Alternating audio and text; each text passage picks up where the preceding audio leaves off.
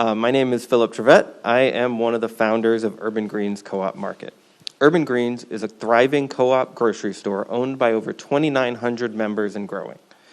The co-op is located at the intersection of three culturally, ethnically, and economically diverse neighborhoods, all with limited food access. Urban Greens' mission is twofold: to increase access to healthy foods in underserved communities and to strengthen the local food system by bringing local products to a one-stop shop environment. Urban Greens opened its doors in June of 2019, so we'd been open less than a year when the pandemic hit. As the grocery demand exploded, we felt it immediately. As a community store, we were able to quickly find alternative suppliers, so we built a reputation as a safe, clean, and well-stocked store where people could shop, and we never ran out of toilet paper. Of course, there were tremendous challenges. As a young store, we were forced to mature by years in the span of weeks. On top of that, there were the increased staff needs in order to keep up with really important COVID protocols. Our PPP loan was critical in helping us through those challenges. And with that and other support, the co-op was able to step up in tremendous ways. We implemented a 10% discount for all low-income co-op members. We instituted permanent pay raises for staff, and we partnered with the City of Providence and community organizations to distribute over 21,000 meals to families impacted by COVID.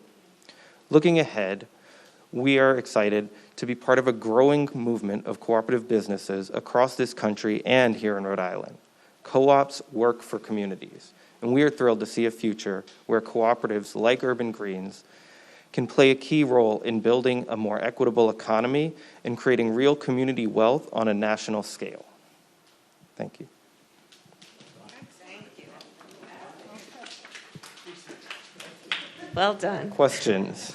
The first question for Philip is from the Vice President. That was excellent, Philip. Thank you. Actually, when we were kids, my mother used to shop at a co-op. And we had, I don't remember the number anymore, but we'd get to the cashier and then Yep. you'd give your co-op number. That's right. And so you are bringing back fond memories for me. My question for you is that in the American Jobs Plan, a very big emphasis is on infrastructure, which ranges from everything that people need to get where they need to go. One of them is about public transportation. So my question to you is, in addition to addressing the food desert issue, how is an investment in public transportation connected with what your mission is to make sure that all people have access to nutritional, fresh food? Right. So improving public transportation has a tremendous impact, especially in some of the communities we serve, where, we don't want people to be investing up, a third of their paycheck or massive expenses in repairs, in cars, in gas. Providing better public transportation makes it easier to get groceries, makes it easier to get to the store and back. And it's one of the key reasons for our site we selected where we are. We're right at right at a bus stop. We've got 4 lines that go by our store on either side, and that's a critical part of making sure that we are accessible to everyone. Thank you. Thank you. The next question for Philip is from Senator Lee. Philip, congratulations. I've been in Urban Greens, and I can testify to everything you've said. It's great. One thing I'd like to know is what federal programs have been helpful to you and your colleagues? Great question. So obviously the PPP was critical in this past year. I think looking ahead, one of the areas where we had explored and where I think there's real opportunity in the future is with the USDA programs. There's a ton of investment in farming and in things like farmers markets. I think there's actually a challenge in stores that are bringing both local foods and, foods that might not be from here, but create a real full shopping experience together in one place. And for co-ops, often that startup capital is the hardest part.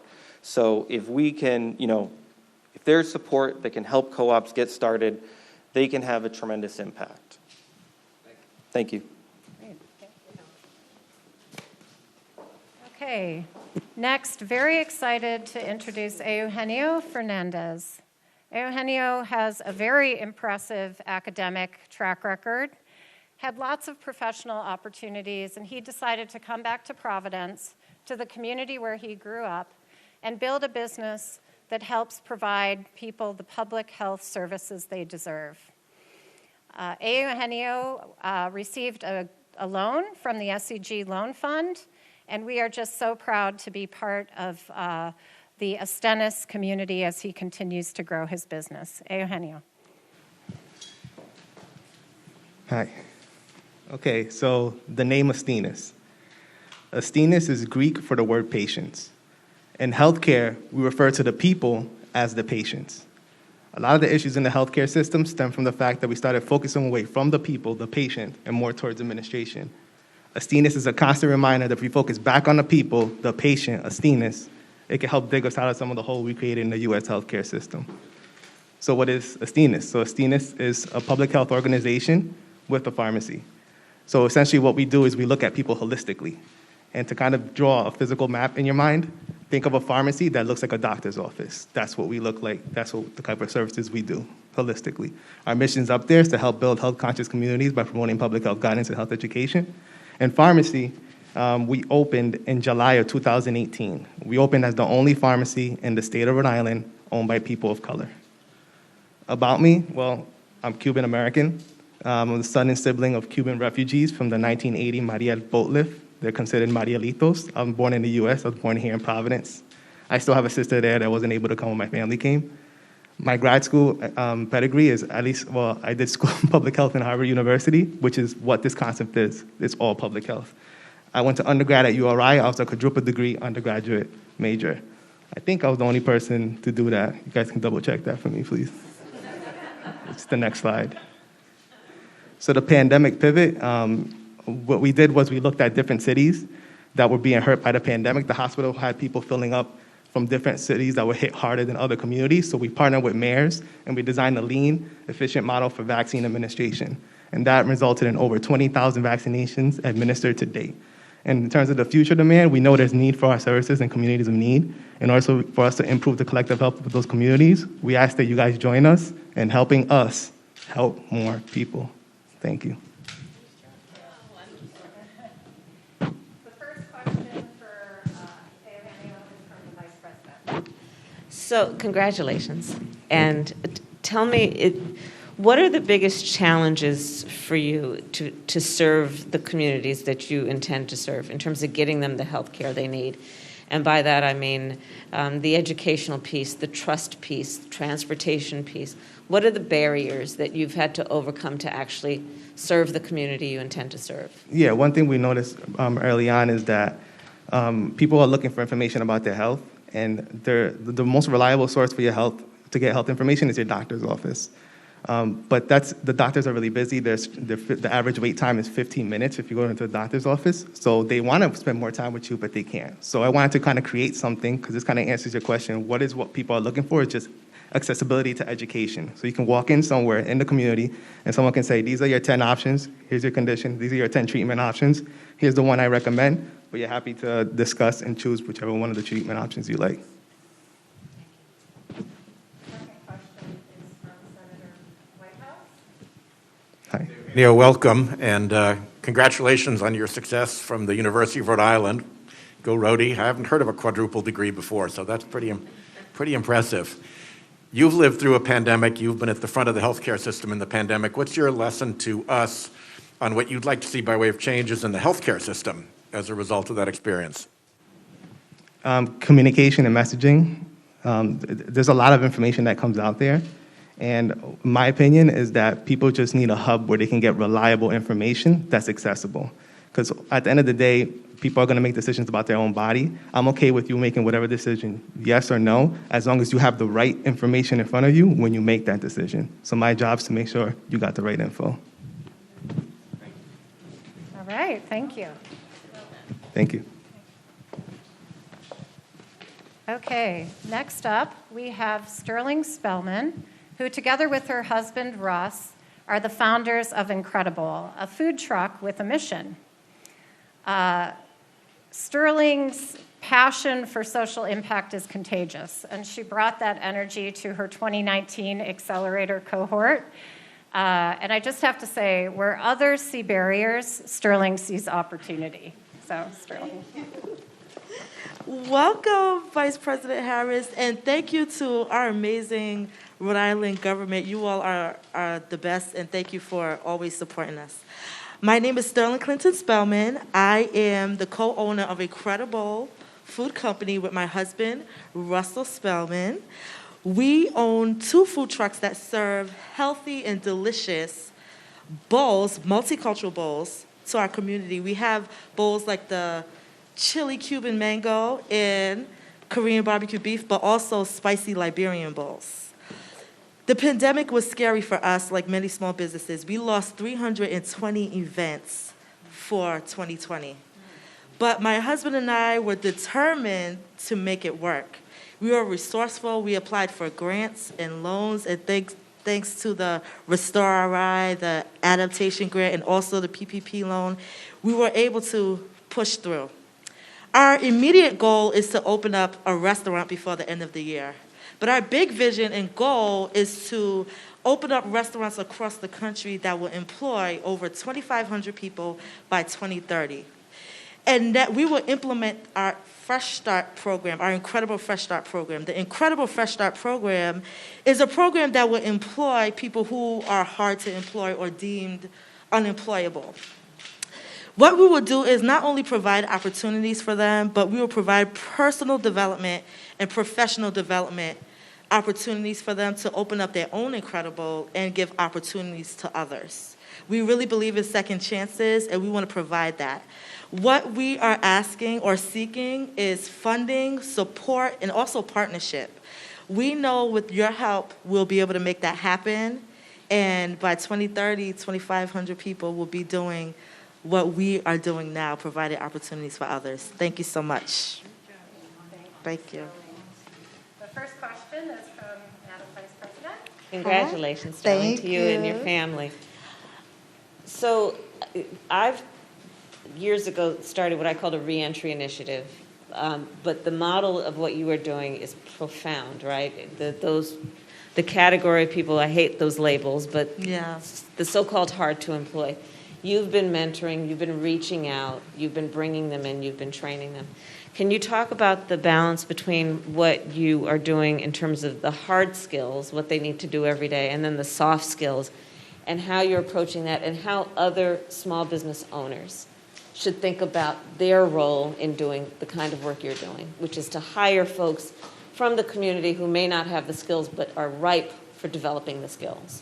Absolutely. So one of the things, and this is my background, leadership and education, one of the things that I have a gift with, and I've been training others to do, is to see what type of talent a person has already, the strength that they have, and focus on developing that rather than focusing on what they don't have.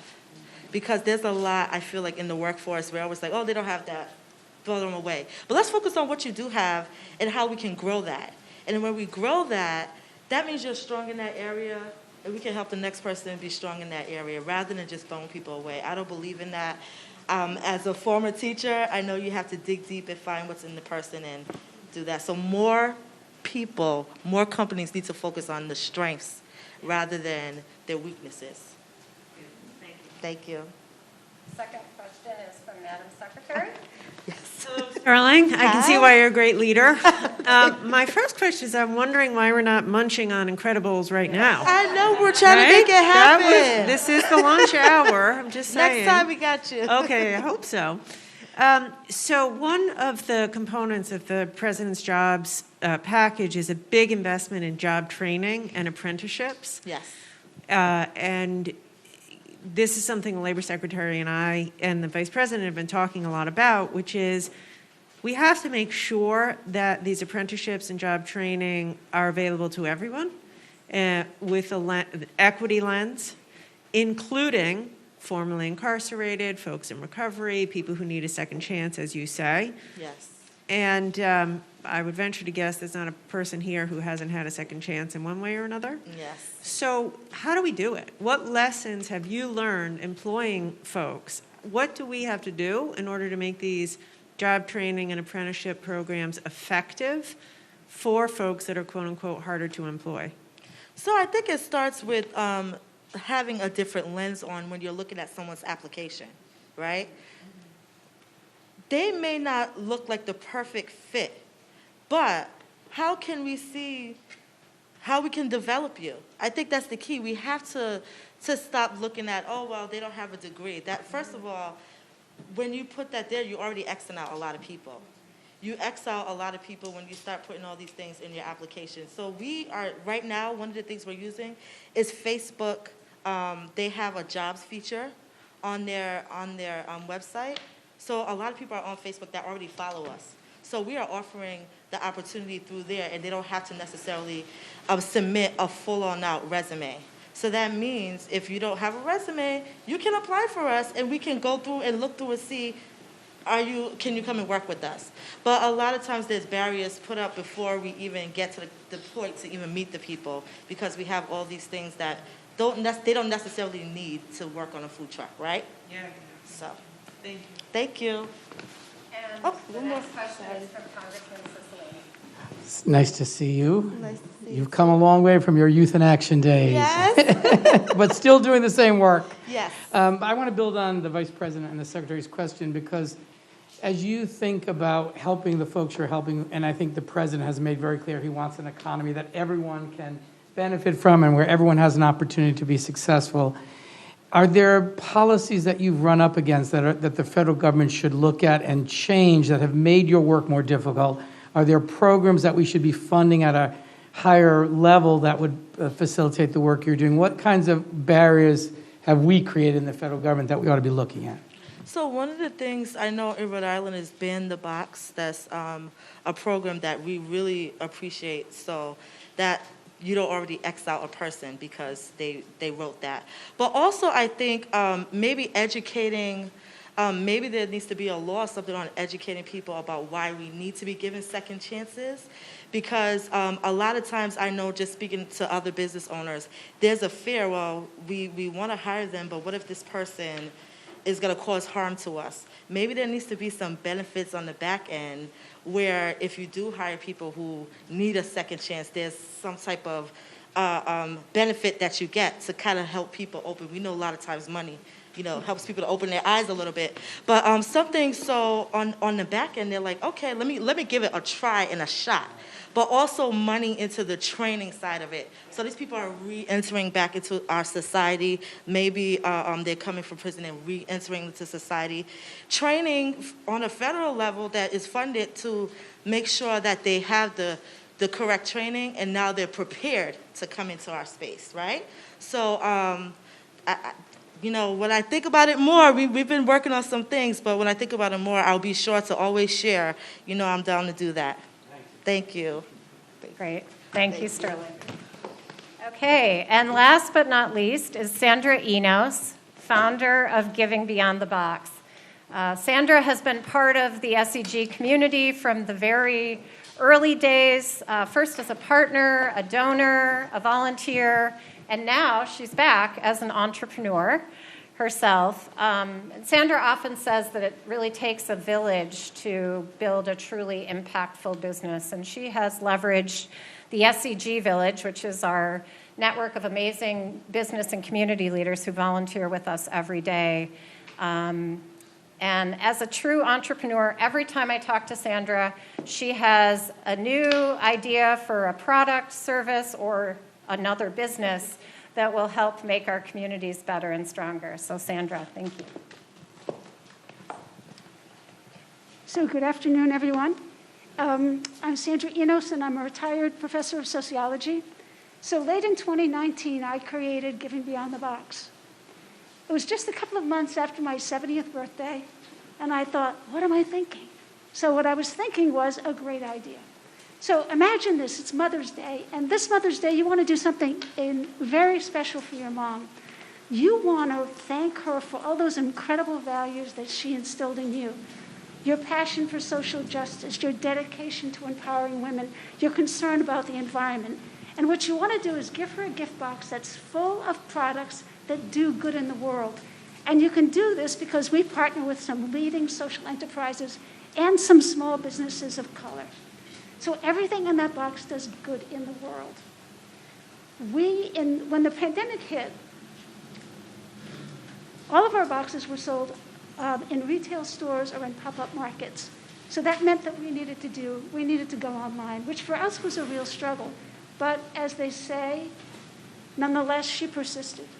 So last October, we launched a special box, which is called Hope Strikes Back.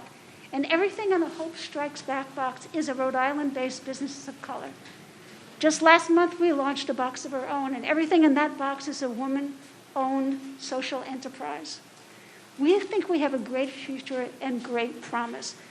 In fact, our box has already been replicated by 2 former students of mine on the West Coast who took the Hope Strikes Back model. We're curating boxes with members of the LGBTQ community, with members of the differently abled community as well. So we see, once again, a spectacular future. We really see our boxes as bridges. And we see all of us as involved in something that I call the Chamber of Purpose. Consumers, social entrepreneurs, small businesses, policymakers, government leaders, all working on building back a better...